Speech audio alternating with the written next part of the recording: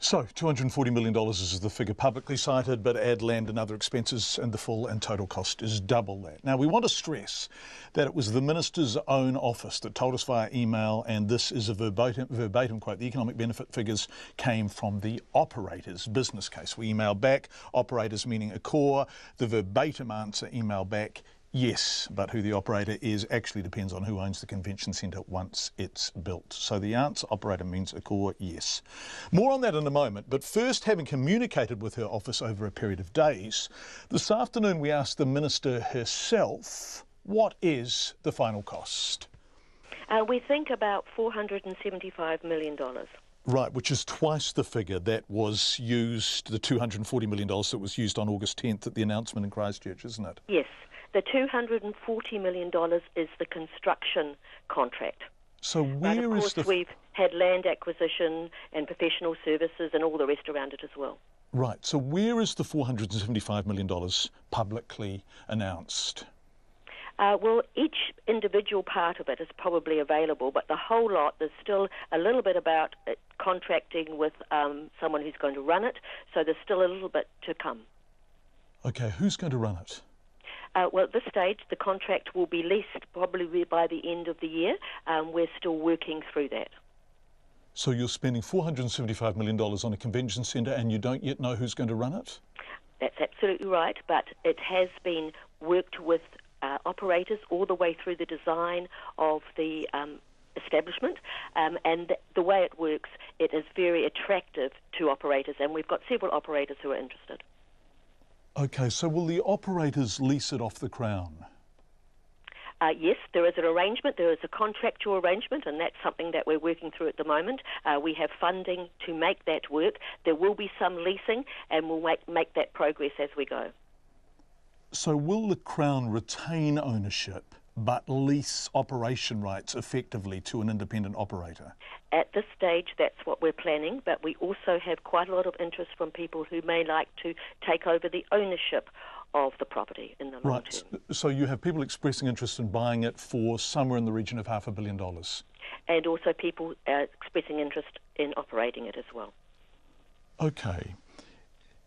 Why won't you release the Crown's business case that talks about economic benefit for Christchurch? Well, the original business case that was written in 2013 has already been released. The benefit that we're talking about is something like $321 million in the first 8 years, and they're expecting about 57 to 60 million in the years after that. But as I say, we're still in a contracting situation with the operator, and so we would rather work our way through that before we release it. But once that is done, I'm very happy to release it. So the direct economic benefit of the convention centre to Christchurch is estimated to be more than $320 million in the first 8 years. I'm reading from your media statement on August 10th. Mm-hmm. Who made that estimate? That's part of the business case. Yes, but where did that figure... Remembering, of course, we are replacing the convention centre that we used to have in Christchurch. And before the earthquake, we were also working towards an extension of that convention centre. Absolutely. Sorry, Minister. Who made the $320 million estimate? That was part of the business case.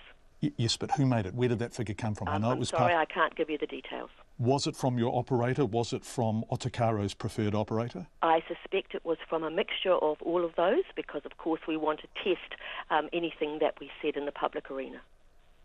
Okay, we've been told it was from Otokaro's preferred operator, who is Accor, the hotel chain, right? The Accor chain were people that were working on it to help us get the configuration and how the actual operations work of the building. So they have worked through the process as we've gone, but they may or may not be the operator in the long term. Okay, but at the moment they have an economic benefit from their participation in this, don't they? Well, that's where the knowledge would have come from, but I suspect it's also been peer-reviewed because we don't tend to put out figures without testing them. Do you know whether it's been peer-reviewed? I can find out for you. Okay. Is it possible that as Otokaro's preferred operator, the hotel chain Accor would run the convention centre? It is possible, but not definite. Okay, so you are citing a figure of $320 million economic benefit to Christchurch over 8 years, which has come to you from a commercial hotel chain that has a direct commercial interest in working with Otokaro and potentially running the convention centre. Yes, but you must look at it another way.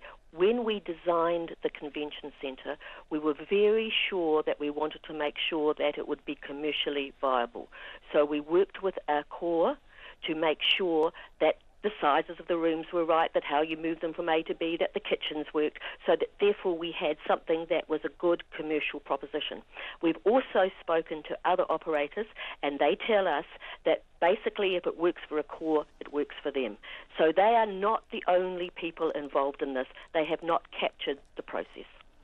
No, but you are citing their figure, aren't you, when you talk about the economic benefit to Christchurch? I will confirm where that figure came from. Okay, the thank figure you. was from the business case. I suspect it would have been peer-reviewed, simply because we don't throw figures around willy-nilly. You heard the Minister say she would call us back, she would confirm, and she did exactly that. Now remember, it was her office who told us in writing the $320 million figure was the operator's figure, and the operator was a core. But the Minister wanted to call us back, and indeed she was good to her word, and she did. A short time ago, our producer Bridget Burke asked her if a core had any input into the $320 million cost-benefit figure. As far as I know, no. Can you be certain of that, Minister? Well, they have their own figures which are different. What are their figures? Well, those are the ones in the operating case that we're not talking about today. Last year, the design and construction contract was valued at $280 million. It was announced earlier in the month as $240. Why the saving? The $240 million one is the contract, the construction contract that came through. We've been working very hard to make sure that we have a cost-effective contract. So how were those savings managed? Well, the original figure was on a slightly larger convention centre. This is slightly smaller all the way across. And basically, whenever you look at a project, you work the way down to make it as cost-effective as possible. So the convention centre has, in a sense, been scaled back, you're telling me? Fractionally, yes. And so should then you still be relying on a 2016 figure by Sarah for benefit to Christchurch? Yes, we think it's plenty of space in that to be realistic. Despite the fact that the convention centre is now being scaled back? Oh, but marginally. At the most, maybe 100 people. That's Nicky Wagner talking a very short time ago to our producer Bridget Burke. So here's what we can confirm. The cost is $475 million. We think this is the first time that figure has been published anywhere. The size of the convention centre has been scaled back by somewhat in the region, somewhere in the region of 100 seats, people, whatever. So it's a smaller convention centre than the one that we have been told about. But the government is standing by its cost-benefit analysis. In other words, the money that will come into Christchurch of $320 million over the first 8 years.